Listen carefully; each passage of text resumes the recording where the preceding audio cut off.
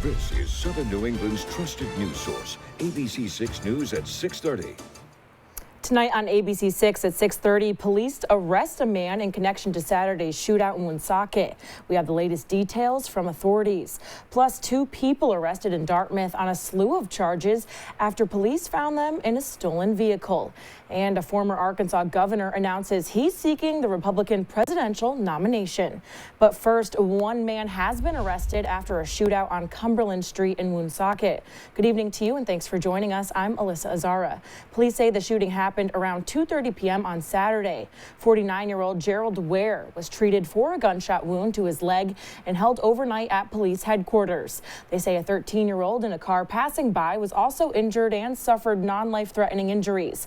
Today, Ware was arrested and charged with felony assault and discharging a firearm while committing a crime of violence, among other charges. Police are still searching for that second suspect.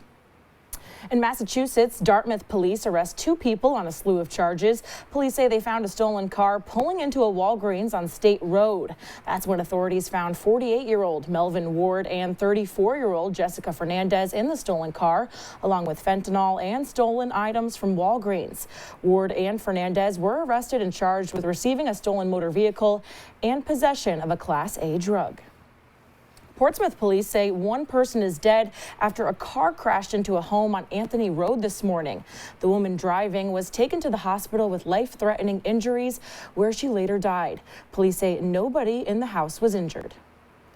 Meanwhile, Tiverton police need help finding the girl on your screen. 16-year-old Ava was last seen on Friday evening wearing a crop top sweatshirt and camo pants. She's 5 feet 7 inches and 155 pounds with brown hair and blonde highlights. Police say Ava could be in Newport, Portsmouth, or Middletown and could possibly be in danger. If you have any information, you are asked to call the number on your screen.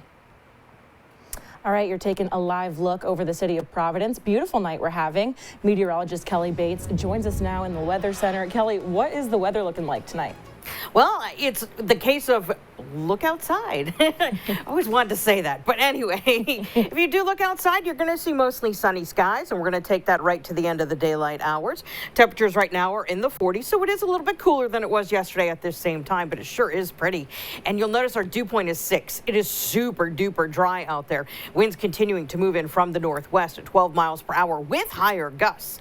Our satellite and radar checking clear, and as we zoom out, more clear, and that's the whole point. We're going to see clear skies tonight and a whole lot of sunshine as we go through your tomorrow. So between here and there, look for clear skies. There's a chance we could roll in a couple of clouds during the overnight, but most of us will be sleeping and they're not going to be there when you wake up to tomorrow. What you will notice, though, is that temperatures will be dropping off pretty quickly and pretty far. We're due to start tomorrow in Providence around 25, and that means even colder north and west of the city. Meanwhile, coastal temperatures will likely stop cooling at around 30. We have a few chances of hitting 60 degrees in the week ahead, and I'll let you know when you can expect those in just a couple minutes. Alyssa? All right, thanks, Kelly. Well, meanwhile, according to Teamsters Local 251, workers from Rhode Island School of Design will begin an open-ended strike starting tomorrow. Union members say the strike is a response to the school's alleged failure to negotiate with its employees. This comes less than 2 weeks after employees held a one-day unfair labor practice strike. The strike is expected to begin at 4 tomorrow morning. A tragic scene in a Mission Hill neighborhood in Boston last night. Our sister station WCVB is reporting that a college student is in critical condition after falling from a second-story window. Boston police say the Northeastern student fell from the apartment window on Judge Street shortly before 7 p.m. Saturday. One witness says they saw a large group of people gathered outside and believe the apartment houses fraternity members. A lot of police cars, saw the EMS pull up with medical response and fire trucks. Actually watched them all run up to the house, saw the students who were all dressed up for formal, just standing outside, crowding around. I was actually just at my own formal the night before, so seeing something like this happen the next day was just very traumatic for myself as well. Witnesses also say they saw investigators collecting evidence from the scene for at least 2 hours after the incident. A spokesperson for the university says they are waiting to hear back from the hospital on the student's condition. All right, turning now to the indictment of former President Donald Trump. We are learning more about how the process of his arraignment on criminal charges is expected to unfold this week. The charges, which sources say could potentially expose Trump to prison time, remain sealed until his court appearance Tuesday. Jay O'Brien has more. Amid heightened security, former President Trump is preparing to fly to New York tomorrow from Florida for his arraignment Tuesday on criminal charges. Sources say Trump is facing around 24 charges, including felonies that could potentially expose him to prison time. He's gearing up for a battle. This is something that obviously we believe is a political persecution, and I think people on both sides of the aisle believe that it's a complete abuse of power. The charges stem from an investigation focusing on an alleged hush money payment to adult film star Stormy Daniels near the end of the 2016 campaign. The alleged hush money itself isn't a crime, but the way Trump may have accounted for it might be. The indictment comes as a new ABC News Ipsos poll asked, should former President Trump have been charged with a crime? 45% of Americans saying he should. 32% believe he should not. 23% don't know. But along party lines, 88% of Democrats think Trump should have been charged, as do 40% of independents. 62% of Republicans responding the former president should not have been charged. Ahead of the arraignment, former President Trump will be driven to court from his Fifth Avenue apartment, his movements coordinated by the Secret Service and the NYPD. Once inside, he'll be processed but not handcuffed and walked along the 15th floor corridor into the courtroom where his attorneys said he'll plead not guilty. Trump will reportedly leave town after leaving court and is expected to speak from Mar-a-Lago that evening. Trump is the first presidential candidate to seek office while facing criminal charges. Jay O'Brien, ABC News, West Palm Beach, Florida. Meantime, former Arkansas Governor Asa Hutchinson is throwing his hat into the ring. Tonight, Hutchinson announcing his run for the 2024 Republican presidential nomination. As a frequent critic of former President Trump, Hutchinson has been hinting at this for months. Trump and former U.S. ambassador to the United Nations have also announced their candidacies. Plus, a number of other Republicans, including Florida Governor Ron DeSantis and former Vice President Mike Pence, have also been suggesting they're considering presidential bids. Coming up, Pope Francis at Palm Sunday service this morning in Vatican City, just one day after he was released from the hospital. Plus, we are continuing our coverage as the death toll continues to rise after a tornado outbreak hit the South and the Midwest. Stick around.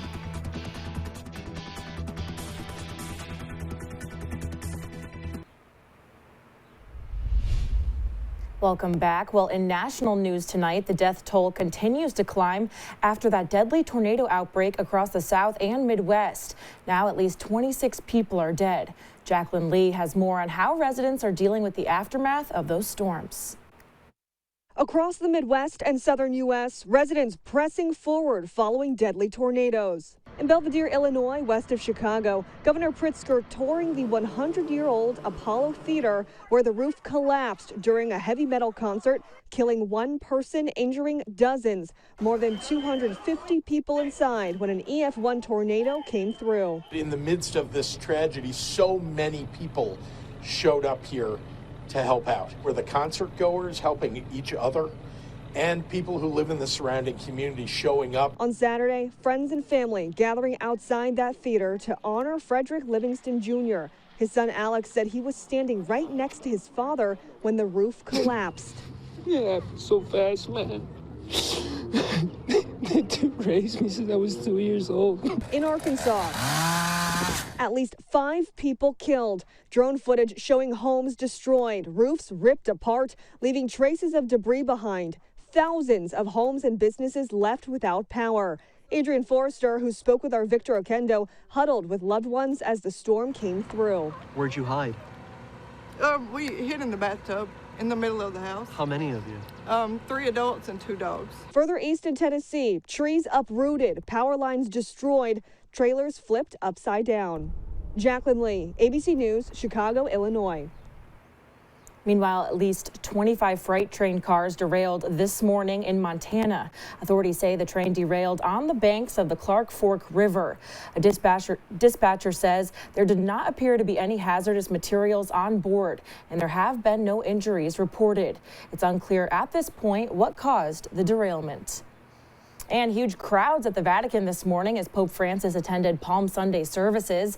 This comes just a day after the Pope was released from the hospital where he was treated for bronchitis. The Holy Day recalls Jesus' entry into Jerusalem, and it marks the start of Holy Week celebrations in the Christian calendar leading up to Easter next week. Well, dozens of endangered whales gather off of Cape Cod. We take you to the rare sighting. Plus, meteorologist Kelly Bates has a look at your full weather forecast as we head into the work week. Don't go anywhere.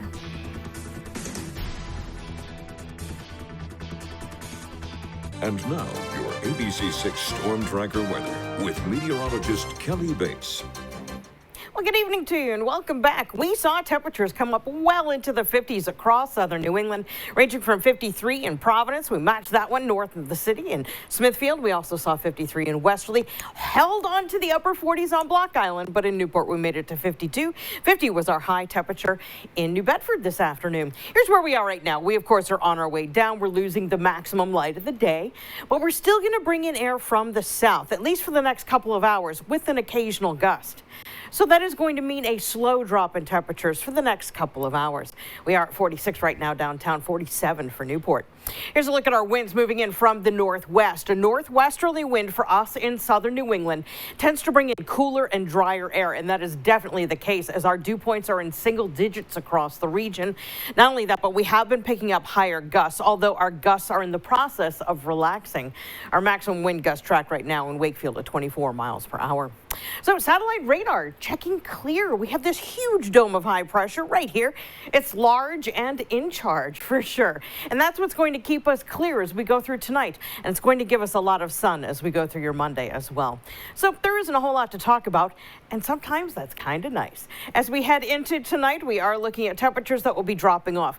What's going to happen is our winds will be with us and then the winds will relax. And when we have a clear sky and a calm wind during the overnight, it can allow temperatures to drop off pretty quickly and pretty far. And we are due to bottom out in about the mid-20s here in Providence, closer to 30 along coastal communities. So here's how our forecast goes for Monday. Ample sunshine as high pressure maintains control through the day. Really nothing to complain about. You may need your sunglasses for the commute, but that would be about it. As we go Monday into Tuesday, we do start to turn our attention to an approaching front. And that's going to do some interesting things for our temperatures as we hit the midweek time frame. But just to prepare you for your commute, we're looking at sunshine coming and going. 8 a.m. temperatures should be around 30. We'll be about 54 as we hit the lake commute. It should be pretty pleasant too at the same time. So jumping ahead, here's Monday. There's your area of high pressure leaving. And then we get into Tuesday, and that's when we start to hear from this front. You'll notice this cold front doesn't actually swing through. And that means that warm air hangs in place until the front goes through, which isn't going to be on Tuesday. It hangs just to our north, throwing us a 20% chance of showers through the day. But it's once we get into midweek where that finally drops through. Because that cold front doesn't drop through until Wednesday, it means Tuesday we're likely going to top out in the 60s, despite the fact we're looking at a good deal of clouds and some patchy fog in there to boot. It's just that weird time of year where we do some, well, weird things. And I'll show you in the extended forecast, too. That's not the only exception to the rule. So here we go. For tonight, clear and cold. Temperatures dropping off into the 20s for the overnight. We're expecting a lot of sunshine for your tomorrow. It will be breezy and milder.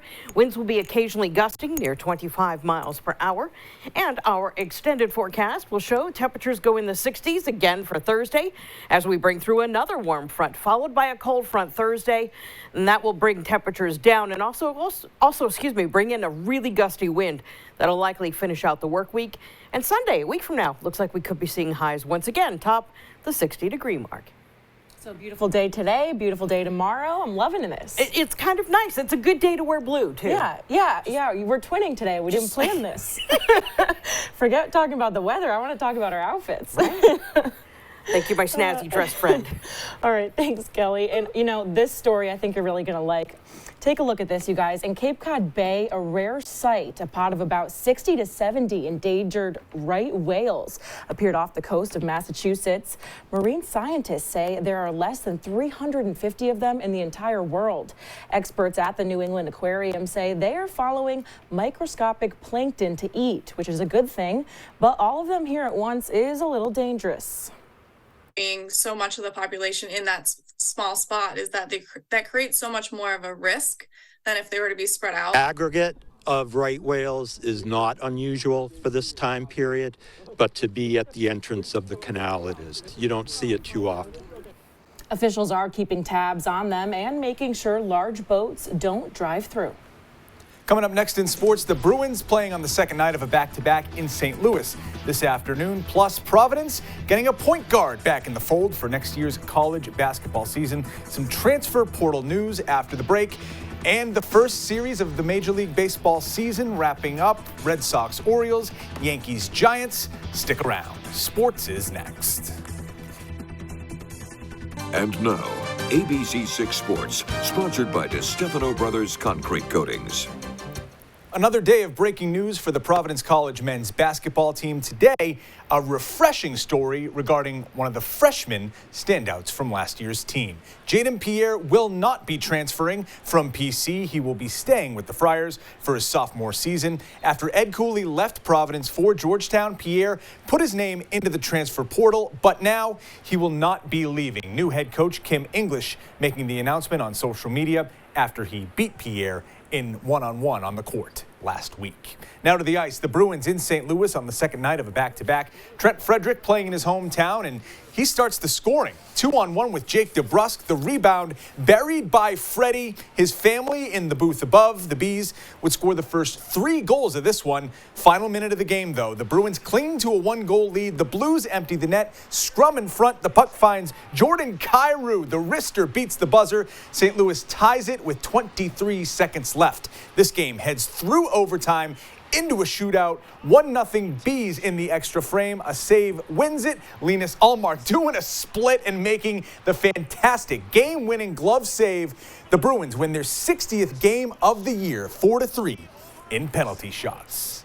The magic number, 9 for the Boston Red Sox. It's Teddy Ballgame's number. Ted Williams, the jersey, now retired. It's also the average amount of runs scored for the Sox so far this season. 9 in a win yesterday, 9 in a loss on opening day. The rubber match of the first series of the year against the Orioles coming out swinging, already up 1-0. Then Kike Hernandez doubles that lead. A solo shot over the Green Monster. Boston will build a 3-0 lead. Back to a 1-run game in the 5th, though. Tanner Houck gives that lead up. Cedric Mullins sends one to the Red Sox bullpen. That ties the game up at 3. Despite the pitching issues, the Sox bats continue to bail them out. Adam Duvall, in his first series playing for the Sox, 3 hits today, including this one to give Boston some breathing room. 5 RBI in 3 games for the center fielder. The Red Sox win their first series of the year, hitting their magic number, scoring 9 runs, 9-5 the final score.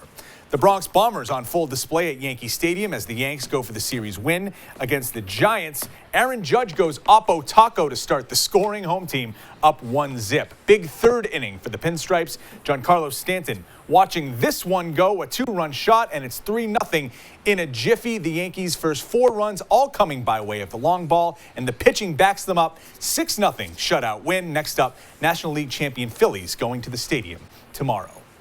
Finally, the New England Revolution had a 2-game win streak snapped last night, a 1-1 draw with New York City FC, but the Revs have a case to make that they should have won 2-1. No score here in the 61st minute. New England's Dylan Barrero fires off a New York defender, and it goes in the net. The light show goes off. Looks like a good goal, but the virtual referee determines that the goalkeeper was illegally screened by Gustavo Bo in front of him, making the score null and void. Revolution head coach Bruce Arena furious after the game, and he certainly has a case. That's all for sports. Kelly, back over to you. All right, we have clear skies tonight, and temperatures are going to be dropping off into the 20s to start early tomorrow morning. But thanks to sunshine right from the gate, we're going to get temperatures to warm up into the 50s. If you like today, you're going to love tomorrow. It's not going to be as windy, and it should be warmer. Tuesday is the day we're going to see a good deal of clouds, also some patchy fog, and there's a 20% chance of showers throughout the day. But it will be warmer too, with highs creeping into the 60s. A couple of fronts Wednesday and Thursday will keep it spicy through the midweek.